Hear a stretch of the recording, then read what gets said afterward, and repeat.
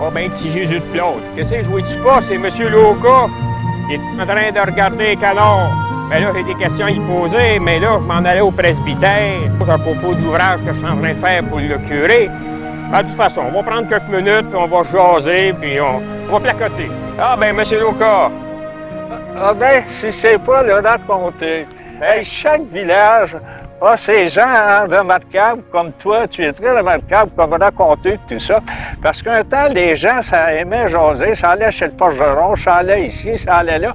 Mais là, comme le barbier Vidal, ça n'existe plus, le forgeron non plus, les forgerons au mille, tout ça, les gens vont plutôt jaser chez Tim Horton où ils viennent de temps à autre ici sur les terrains.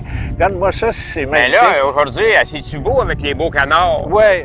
Ben, vous en rappelez, les canards du temps du curé Bastien? Je me souviens aussi du kiosque du curé. C'est dommage, mais c'est parti. Le kiosque a été démoli. Ah! Puis le curé Bastien est parti. Ah ben oui, le curé est parti avec. Moi, M. Loca, je voulais savoir, vous êtes quasiment notre historien national, je dirais, de la paroisse et du village. Mais vous avez écrit quand même 2 livres. Oui. Moi, ces livres-là, si j'ai écrit ça, c'est pas parce que je suis écrivain ni journaliste. Ce qui est arrivé, c'est que j'étais facteur. Et puis à un moment donné, on livrait 6 jours par semaine. Il y a longtemps de ça, tu n'étais pas au monde, toi. Ça fait finalement, moi, je remplaçais souvent dans les routes les absences où je complétais la 6e journée de 5 facteurs. Alors là, je me suis mis à prendre des photos parce que le pharmacien Miron m'avait vendu une caméra, tu sais, pour les diapositives. Fait que je prenais des photos ici et là, des maisons. Et puis, j'ai pris des familles par la suite. En allant, tu sais, ici et là, dans les diverses routes. Et puis, ça m'a fait quand même un fond, un genre d'histoire, tu sais. J'ai fait des textes, ça. Puis j'avais demandé au curé Durand si je pouvais faire une projection à l'église. L'église était remplie à bord, la première projection, tu sais, c'était les maisons. Et puis après, ben, je pense que tu y étais, toi. Vous étiez le compteur. C'est ça, j'étais venu faire un tour. Bon, OK. Ça fait qu'après, ben, j'ai fait pour les familles et puis pour l'organisation scolaire. Donc, avec ces notes-là, le curé du temps, Pelletier, il voulait avoir mes notes puis il voulait faire l'histoire de la région. Mais il y avait une sœur de Sainte-Anne, sœur Sawyer, tu sais, elle faisait de la lecture à l'église, là. Ça donnait, tu sais, c'est les femmes, bon. Alors, comme le curé voulait avoir mes notes, la sœur dit, vous n'allez pas donner ça, vous avez tellement de travail. C'est là que vous avez décidé d'écrire votre livre. C'est mon gars qui m'a conseillé, paf, non, imprimez ça. Mais le premier livre, ça s'appelait? Sainte-Geneviève, c'est 4 saisons. C'est la sœur qui a corrigé le titre. Moi, tu sais, c'était les 4 saisons de Sainte-Geneviève, mais elle, sœur Sawyer, une sœur Sainte-Anne, elle a... Et puis ensuite, j'ai trouvé que le côté, l'organisation municipale, tu sais, je n'en avais pas tellement parlé, j'avais parlé dans le premier livre. Mais comme je te dis, moi, je suis pas un écrivain, mais là, à ce moment-là, j'ai dit, tiens, m'a complété avec l'histoire municipale, tu sais, de nos 4 municipalités. Et puis, Philippe Laframboise, qui était écrivain, journaliste, natif d'ici, voisin de chez nous, bien bien avec chez vous aussi. C'est ça, à Sainte-Geneviève. Bon, c'est ça. Ça fait finalement, lui, il me conseillait beaucoup, tu sais, puis il me disait, bien, tes choses, là, écris au présent, c'est moins lourd. Et oublie pas que la lecture, des fois, se fait avec des gens qui ont de 7 à 77 ans. Ce livre-là, pour résumer ça, le livre, il couvre les 4 municipalités, je pense. Oui, oui. Vous avez Roxboro, vous avez Pierrefonds, Dollard, Sainte-Geneviève, vous avez Dollard. Dollard. Fait que ça fait, vous avez un peu présenté chacune des municipalités. L'ancienne côte Sainte-Geneviève. L'ancienne côte Sainte-Geneviève. Donc l'an prochain, là, ça va être le tricentenaire de l'attribution du cadastre. Les premières concessions. Les premières concessions en 1717. Il y en a eu 5 la première année. Fait que ça va être souligné, ça. Ça va être souligné au mois de juillet comme une genre ça va être un bel événement. Ouais. Moi, je voudrais revenir un petit peu plus dans notre temps. Moi, t'es mieux de revenir parce que... Non, mais on risque d'aller loin. Je pars au galop, je viens. Ben, ça fait rien. C'est ce qui fait votre charme, M. Loca. Maintenant, moi, je voulais savoir, quand on parle de M. Boileau, qui était propriétaire des terres où sont l'église puis du presbytère, Pouvez-vous m'en parler un peu lorsqu'il s'est en allé du côté de l'île Bizarre? Ah, ben ça n'a pas duré longtemps, lui, son histoire. Là, je sais pas tellement ici, mais je sais que c'était Pierre Boileau. Et puis, réellement, il s'est en allé, c'était vendu, pas un ami Crémero, je pense que oui, c'est ça. Exactement. Après, ouais, c'est ça. Et puis ça, c'était le numéro 66, 67, je pense, du Terrier. Puis c'est devenu peut-être 68, 69. En tout cas, il y a eu des changements au cours des années. Mais ce terrain-là, là, pas la clip, mais le terrain de la fabrique, là, ça a quand même 700 pieds de façade. Il y a 400 pieds par là, puis 300 pieds pour ce qui est du parc, tu sais, ce qui est devenu le parc. Mais ça, c'est des terrains qui appartiennent à la fabrique. C'est ouais. ça. Mais originalement, ça appartenait à Pierre Boileau. Oui. Mais lui, il a laissé ça pour s'en aller s'établir à l'île Bizarre. Oui, c'est ça. Fait que lui, dans le fond, il est parti quasiment de la baie. Il a pris ses histoires et s'est allé de l'autre bord. Oui. Mais pour revenir à la baie, avez-vous eu connaissance ou pouvez-vous nous parler comment ça s'est rempli? Ça, ici, tu parles du parc, là, ce qui était le trou, là, on va dire, comme on dit. Oui, c'est ça. Ça a été rempli, ça, c'est en 1947. Moi, je me souviens en 1947, parce que je servais à merci, puis tout ce que tu voudras. Et puis, on venait tellement, on se tenait à l'église, que tu veux, quand on était jeune. Mais ça se passait, c'est quoi? C'est des gros camions, c'est des compagnies, comment ça se faisait? Pour ce qui est de ça, là, de cette anse-là, de 8 pieds à peu près de profondeur, là, ça, c'est en 1947. C'est qu'ils ont décidé, les membres du Stade Automne, les membres de la fabrique, d'agrandir le cimetière. Ah, c'est de là? Ouais, de 2 terrains de 120 pieds carrés. Ça fait qu'il y avait un verger. Si je me souviens, le verger puis le mur qui était là, tu sais, qui divisait mais là, comme ça a été agrandi. Alors, ils ont agrandi, le curé a pris sur son verger 2 fois 140 pieds carrés, tu sais. Parfait. Alors, ça avoisinait le fameux... L'anse. C'est ça, l'anse. Et c'est là que ça a été décidé aussi de ce curé Bertrand. Ça fait que finalement, il a fait une corvée Puis les gens, là, ils sont venus 2-3 jours, puis ils sont allés chercher de la terre sur la terre d'Isaïe Meloche. Okay. Ça, c'est dans le bout de la rue Geneviève, Nanterre. Parfait. Mais c'était quasiment voisin de la terre du curé. Parce que le curé a eu sa terre. Ben oui.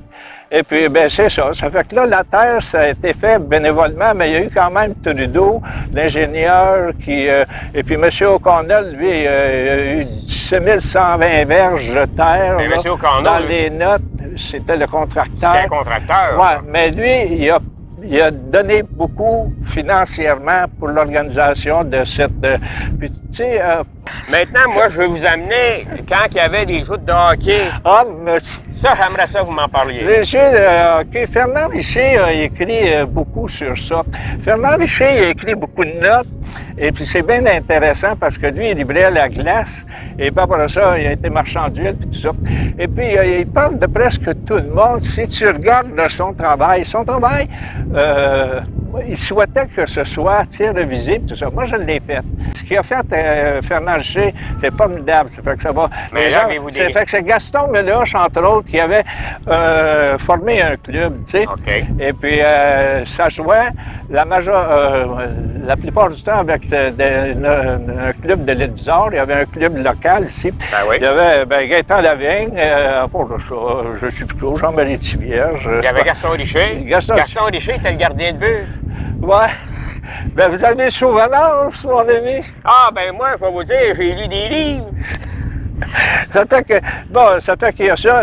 Puis de l'île Bizarre, les joueurs, en tout cas, c'est selon notre ami Fernand Richer, il mentionne les charrons, puis ceux qui étaient gardiens. Puis finalement, même dans le secteur de Fernand Richer, ça venait jouer ici.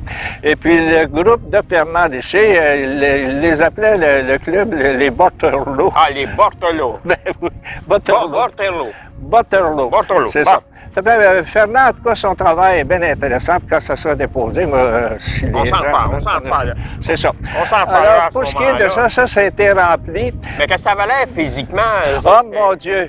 c'était très profond, puis ça rejoignait le boulevard Gouin, tu sais. Moi, je me souviens quand j'allais à l'école qui était, tu sais, plus à l'ouest du couvent. Alors, quand je passais... Ici, l'école de Par-en-Haut. Oui, c'est ça. Et puis, c'était très dangereux, surtout le printemps, là. C'était de l'eau, puis il y avait puis moi, je suis allé embarquer sur les planches, les bandes, là. Tu sais, ça traînait, la municipalité, en tout cas, il n'y avait pas tellement d'organisation pour ça à ces moments-là. Ça fait que j'ai même embarqué ces planches, et puis là, ça partait, l'eau. Je te dis, je ne ferais plus ça aujourd'hui. Est-ce que vous voulez dire que les planches flottaient à ce moment-là? Oui, oui, les bandes. Ah, les bandes? Ouais, ce sont des bandes. Ça flottait? Ça traînait. Ben, tu sais, il y en avait qui étaient cordés, là. Mais il y en a d'autres, là, qui... ça fait que ça traînait, puis là, j'étais pas le seul à faire ça. Ah non, les gens s'amusaient. Hein, les gens s'amusaient. Je voudrais en rencontrer d'autres. Le salon mortuaire, mais je ne le fais pas aujourd'hui. Monsieur Loca, dans votre jeune temps, Ouais. avez-vous déjà traversé la rivière? Parle-moi-en pas, l'hiver. En hiver? Puis je ferais plus ça. Non? Parce qu'ils appelaient ça, ben, tu sais, pour les parties de hockey, ben, c'était suivi quand même. Et puis, il y avait le pont de glace qu'on appelait. Les gens de Bizarre s'amenaient ici. Et puis, tu avais des balus, des sapins, tout ça, tu sais, qui te donnaient un chemin. Alors, de l'île Bizarre, tu allais à pied, tout ça, mais je suis allé, moi, en patin. Ah bon? Je te dis que je ne ferais pas ça. Je suis allé jusqu'au Petit Robinson, là, dans ce temps-là, bien, on voit encore le mur, là. Et puis, en patin. Le Petit Robinson, c'était quoi? C'était un restaurant? C'était un restaurant, mais c'était le fameux lutteur... Ah, le lutteur, Yvon Robert. Yvon Robert. Qui était propriétaire de ça, mais c'est M. Dayan qui avait, tu sais, M. Grimard. Qui avait fondé. Un Français, en s'inspirant du restaurant Robinson de France, de Paris, là, de la région de Paris, puis qui avait dans les arbres, tu sais, mis pas des tables, mais enfin, il y avait... Des plateformes. Des plateformes, c'est ça. Il y avait des tables. Vous avez le vocabulaire. Monsieur Loca, je vous suis. Et puis là, les serveurs, bien là, montaient des escaliers. Moi, j'ai travaillé 4 étés. Vous avez travaillé là? J'ai travaillé 4 étés, ça fait que sur les 4 étés, il y a des gens qui venaient, et puis... Maurice Richard, Jean Béliveau, avez-vous rencontré ça? Moi, dans ce temps-là, je peux pas dire que, mais ça, je sais pas si c'était à Woutier. Moi, c'est quand même les années 45, 46, 50. J'ai fini en 50, quand je suis à l'école en 50. Et puis, mais pour revenir, oui, j'ai traversé la rivière, je suis allé jusqu'au Petit Robinson en patin. Puis je ferais pas, tu me donnerais 2 millions, puis je ferais pas ça aujourd'hui. Je sais pas, quand on est jeune, ben je pense que j'avais pas de tête, je n'ai peut-être... Non, mais quand on est jeune, on est plus téméraire, on voit pas le danger, hein? Hey, puis à un moment donné, même avec Jean Raymond, tu sais, il y a l'île, là, en arrière du cégep, là, il y avait un trou, puis mon... Henri Galiépé était tombé dans le trou, on l'avait sorti. Ah, ben en parlant de ça, il y avait aussi au cégep, il y avait le garage. Et du garage, tu avais une cour. Là, vous parlez du garage du Scholastica, là. Oui, c'est ça. Tu sais, du cégep qui était démoli. Alors là, il y avait, tu pouvais partir avec des trains sauvages. Tu descendais sur la rivière, là, puis tu remontais sur l'île avec cette... fait que c'est ça pour les... Le parc José, qui se trouve être juste à côté, ouais. Avez-vous eu connaissance quand ça s'est développé? Non, moi, je me souviens pas de ça. Je sais que c'est Gaétan Raymond qui a été propriétaire un temps. Est-ce que c'est lui qui a fait le remplissage? Gaétan, je ne sais pas. Mais il y a eu quand même Poirier, là, son beau-frère. Mais le garage, c'était le garage de M. Poirier, justement. Radolphe, puis sa fille était mariée avec Eugène Raymond, le frère de Gaétan Raymond, puis elle demeurait dans la maison. À ce moment-là, là, elle est recouverte de papier brique, la maison, je pense encore, là. Puis toi, Poirier est resté dans cette maison-là. Tu sais, à côté du garage de M. Poirier, ou Laniel, ça a commencé par... Ça a commencé par un dénommé Laniel. Ouais, c'est ça. Après ça, il y a eu un concessionnaire, Studebaker. Ah, ça, je me souviens Après pas. Ça, ben, c'était M. Poirier qui était propriétaire. Puis là, comme vous dites, il s'est bâti un duplex.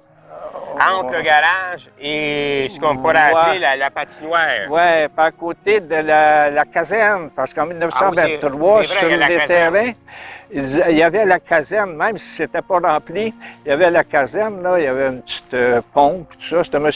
Mendas-Laniel qui était le chef.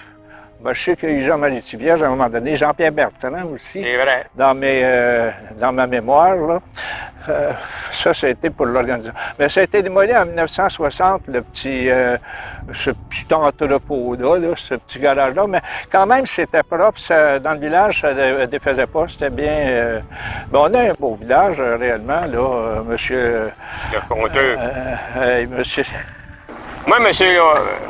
Lauca, j'aimerais qu'on jase un peu comment ça se passait dans le temps avant qu'il y ait un pont entre l'île Bizarre et Sainte-Geneviève. Vous savez une chose, je vais vous rappeler peut-être, que les cultivateurs du côté du nord, ils partaient quasiment à 5h, 5h30 du matin pour s'en venir en chaloupe, traverser la rivière pour venir à la messe à Sainte-Geneviève. Parce que la paroisse de Sainte-Geneviève desservait l'île Bizarre. Puis l'île Bizarre, eux autres, ils ont eu leur paroisse à partir de 1842-43. C'est ça. Mais là, d'après vous, de quelle manière qu'ils se déplaçaient pour venir nous voir? Mon cher, les gens de l'île Bizarre là, venaient ici en radeau. Parce qu'il y avait un radeau, puis souvent, là, j'ai lu, en tout cas, dans des notes, que même, tu sais, ça pouvait contenir, le radeau était fait de façon pour un cheval et une voiture. Okay. Donc, ça partait presque de la rue Saint-Joseph à l'île Bizarre, tu sais.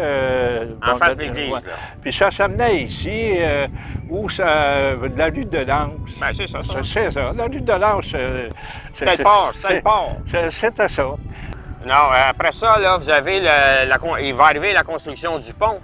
Oui, bien, la construction, ça, c'est en 1893 qui a été construit, ouvert. Mais ça, c'est l'intervention d'un curé qui a réellement là, réussi la construction du pont par ses interventions puis auprès du gouvernement.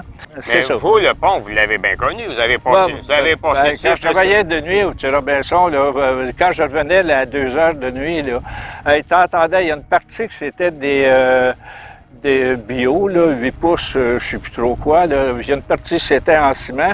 La partie de l'île Bizarre, c'était en ciment. Mais nous autres, fait qu'à tout moment, fallait que ça soit remplacé. Puis je me souviens, mon beau-frère était forgeron, Anatole-Lagrange, j'allais avec son père réparer, remplacer. Puis là, tu entendais toujours des bruits. Mais là, vous parlez d'Anatole puis de Polydore-Lagrange. Bah, c'est ça. Polydore était le forgeron. Oui, c'est ça. Et puis aussi, ça arrivait souvent qu'il fallait attendre d'un côté ou de l'autre parce que ça ne rencontrait pas, tu sais, un camion, puis ça, je me souviens de ces embêtements-là. Hein, les autobus, on n'était pas capable de passer. Ah, c'est ça. Ça fait que ça a fait son temps, puis en 1966, je pense qu'il a été démoli, qui a été remplacé, mais à 800 pieds. Le nouveau pont est à 800 pieds, plus à l'est que l'autre. Et là, M. Lauca, je suis obligé de vous quitter. Ben, c'est dommage. Je trouve la rencontre bien intéressante, mais là, ça fait une couple que je rencontre, puis là, je pense... Ben, vous êtes épuisé. Alors, je ne suis pas épuisé, mais il faut que je retourne à la maison. Évidemment, j'ai de l'ouvrage, mais là, c'est parce qu'avant ça, il faut aller faire un tour au presbytère. Ah, OK. Fait que je vous souhaite bonne fin de journée. Une bonne fin de journée, puis à revoir Dieu.